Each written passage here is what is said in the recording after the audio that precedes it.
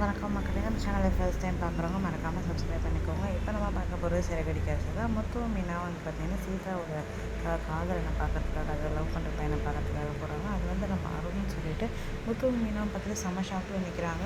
உடனே முத்து வந்து பார்த்திங்கன்னா இவனை தான் லவ் பண்ணுற சீதா அப்படின்னு சொல்கிறாங்க. ஆமாம்மாம்மா இது என்னாச்சு அப்படின்னாலே அருணும் வந்து சீதா என்கிட்ட ஒருத்தன் வம்பு வச்சுட்டே இருந்தான், 2 வாட்டி நான் சஸ்பெண்ட் பண்ணிட்டான் அப்படின்னு சொன்னேன்ல, அது உங்கள் மாமா தான் அப்படின்னோடனே சீதாக்கும் செம்ம ஷாக்கு. என்ன சொல்கிறீங்க அப்படின்னோடனே சீதா இவனை நீ கல்யாணம் பண்ணிக்கிற மாதிரி இருந்தால் நான் உன் கல்யாணத்துக்கு வர மாட்டேன், ஒழுங்காக நான் சொல்கிறப்ப எனக்கு கல்யாணம் பண்ணிக்கோ அப்படின்னு சொல்லிட்டு மீனா கிட்டே இன்னும் கூட தான் வாழ்ந்த லைஃபே நல்லா இருக்காது மீனா, உனக்கு புரியுதா இல்லையா அப்படின்னு சொல்லிட்டு அங்கே வேகமாக வண்டி எடுத்து கிளம்பிடுறாரு. அப்புறம் வந்து பார்த்திங்கன்னா வழியில் வந்து நம்ம சீதாவோட அம்மாவை பார்த்துடுறாரு. அவங்ககிட்ட போய்ட்டு அத்தை நானே உங்கள் வீட்டுக்கு தான் வரணும்னு நினச்சா நீங்கள் வந்துட்டீங்க.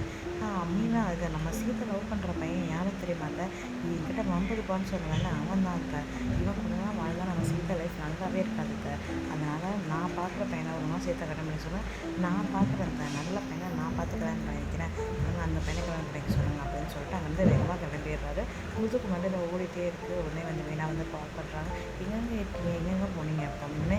எனக்கு வந்து ஃபோன் பண்ணாமல் நீ இரு, இவனெல்லாம் நான் எப்படி என்னோட சகலன்னு சொல்லிக்க முடியும், இவன்லாம் எப்படி நமக்கு தெரியாது, அன்றைக்கி எவ்வளோ நேரம் நீ ஸ்டேஷனில் கெஞ்சிட்டு இருந்திருப்பேன், அவ்வளோ வன்மாவெல்லாம் ஆலையில இவனுக்கு போய் எப்படி நம்ம சீதா கல்யாணம் பண்ணி கொடுக்குறது அப்படின்னோடனே இருங்க நான் கொஞ்சம் பேசுறது கொஞ்சம் எனக்கு பொறுமையாக இருங்க அப்படின்னோடனே நீ எதுவும் பேசாத அப்படின்னா எனக்கு கொஞ்சம் நேரம் தனியாக விடுவேன் அப்படின்னு சொல்லிட்டு ஃபோனை வச்சுடுறாங்க. ரொம்ப வேகமாக போயிட்டுருக்காங்க.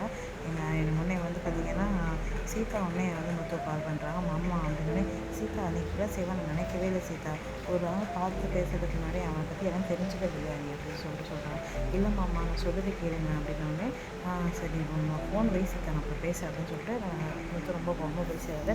நம்ம சேனலை சப்ஸ்கிரைப் பண்ண ரொம்ப நன்றி. சப்ஸ்கிரைப் பண்ணாதாங்க மறக்காமல் சப்ஸ்கிரைப் பண்ணாங்க.